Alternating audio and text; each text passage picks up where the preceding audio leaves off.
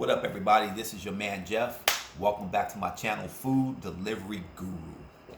So, I want to talk about vehicle maintenance real quick. Okay, now you know I bring stuff to you guys that normally I see out in the field when I'm driving, or it has happened to me personally numerous times. Okay, and so what I want to talk about today is how to maintain your vehicle on the tire side. Okay, now the reason why I say this is because I just spent another $200 on tires.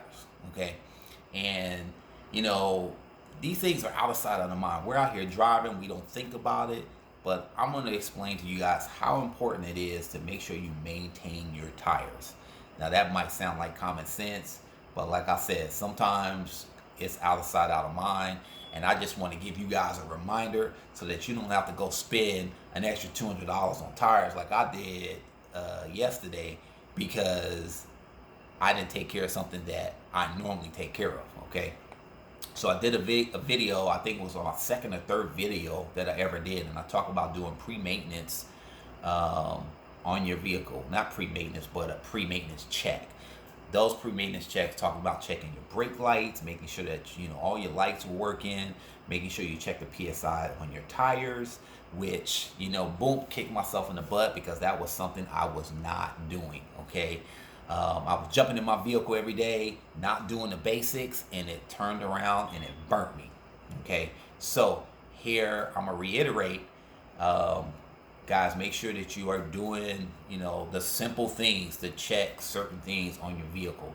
And the main thing that I'm gonna talk about is your tires. Okay, tires are very important on our vehicle. Okay, the number one thing that we gotta make sure on our tires is that we maintain accurate pressures, or PSI, on our tires across the board, on every single one. Okay, by not having accurate pressures on your tires, if you have one tire that's low or maybe too high of a PSI, or you got your PSIs are not equal or balanced, you're causing all kinds of burden, depending on how you turn, how fast you go, how much braking you're doing. You are wearing down your tires in all these different aspects because you don't have proper PSIs in your tires. Okay, just think of it from this aspect. You got 3 tires, all great normal PSIs, and you got one tire that kind of has a low PSI. Okay, and I'll talk about why that PSI may be low in that tire in a second. But just imagine you have 3 tires, and then that one tire has low PSI. Now you have the load going to that one tire that is, because it has low PSI. So now, not only is it going to affect the wear and tear of that tire because the load is there, your turning is going to be it's not going to be as easy to turn. You're going to have, you're going to use your brakes a lot more because of the awkward balance. So that's going to wear down your brakes more. So there's a lot of things. You guys can Google it. You can look all that information up. But bottom line is you want to make sure you have accurate pressures and PSIs across the board for your tires. Okay, very, very important. Now, let's just say you do got one tire that is low in PSI and all the rest of them are doing great. 9 times out of 10, the reason why that one tire is low is because it got impaled, or it caught a nail, or something jabbed it and caused some air to leak out, maybe for a short time. Maybe whatever was there that jabbed it just came out, and because you driving and your tire is heating up and that rubber is expanding and doing its thing, maybe it's sealed up, and so now you have low PSI. Okay, and because you had some air escape, or maybe there's a nail in it, and maybe it's just a tiny little leak because that nail is in your tire. So check that thing, move your car back and forth, check for nails. You might even have to put some water over it to see if you see the little bubbling coming up. This will let you know that if you're losing air in your tire. Okay, 9 times out of 10, if you do have a nail, you want to go ahead and take care of it. Take it to the little tire shop. They can plug it or put a patch on it in like 10 to 15 minutes, and it'll cost you like $10.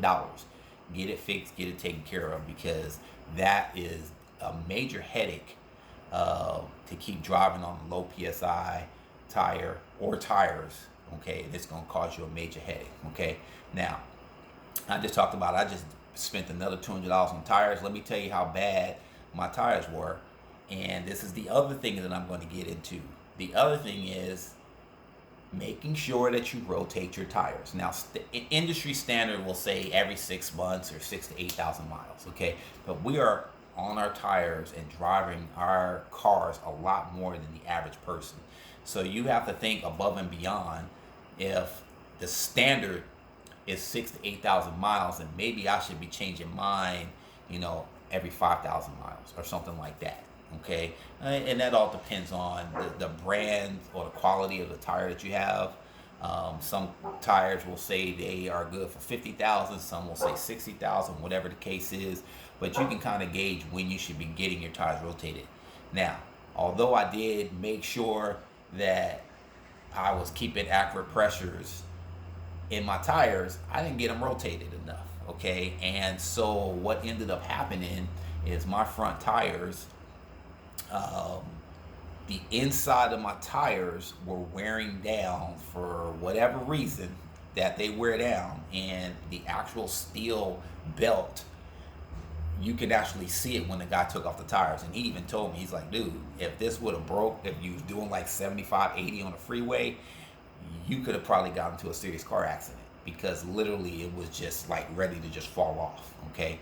And I knew that something was going on with my tires because I kept having to fill those 2 tires consistently and constantly, and I couldn't see no nail or anything, so I decided to go and take care of it, and that's what the daggone problem was.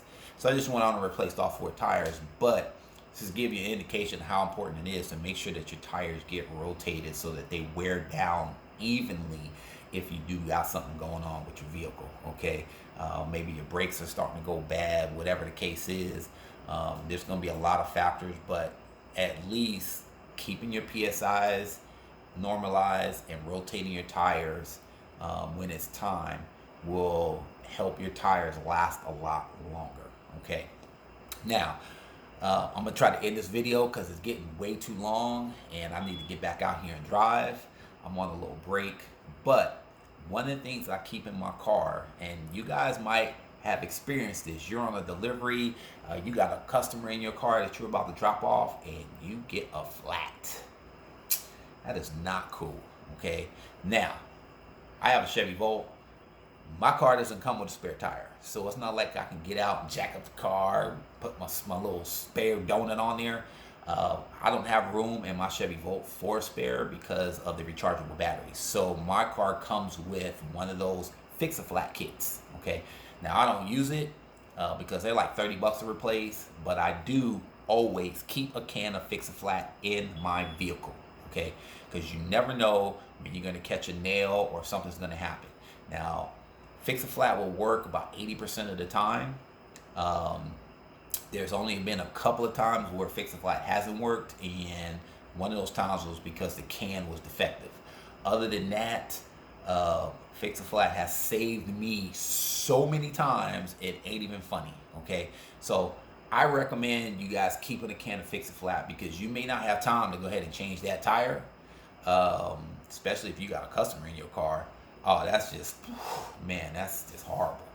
You should be able to go ahead, and if it's just a basic flat and maybe the nail just is there, the Fix-a-Flat will go ahead and seal it and put air back in your tire. You can go ahead and complete your delivery.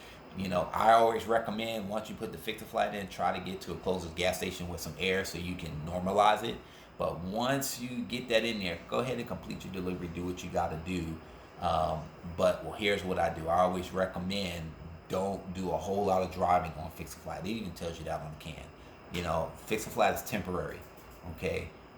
If it looks like your tire is holding with the Fix-a-Flat at the moment, that's great, but I would say the very next day, you want to take a look and make sure and see if you can get that fixed, okay? So, tires real important. Guys, you don't want to go ahead and be just tossing out money because you're not doing the maintenance that you should on your vehicle. Make sure you're checking your oils. Make sure that your oil pressures are good. I only use full synthetic in my vehicle. I don't use regular oil. I don't use half synthetic. I use full synthetic. I want to make sure that my engine is maintaining. And so, for me, I don't have to get an oil change for like 10,000 miles. Okay. Your car may be different. It may be a little bit older, or if you have a new car, most cars nowadays, the new cars can go, 5 to 10,000, some even 12,000 miles before they even need an oil change, which is awesome. But if you are using regular oil and you need to be getting your oil changed at like 3,000 miles, like old school, okay?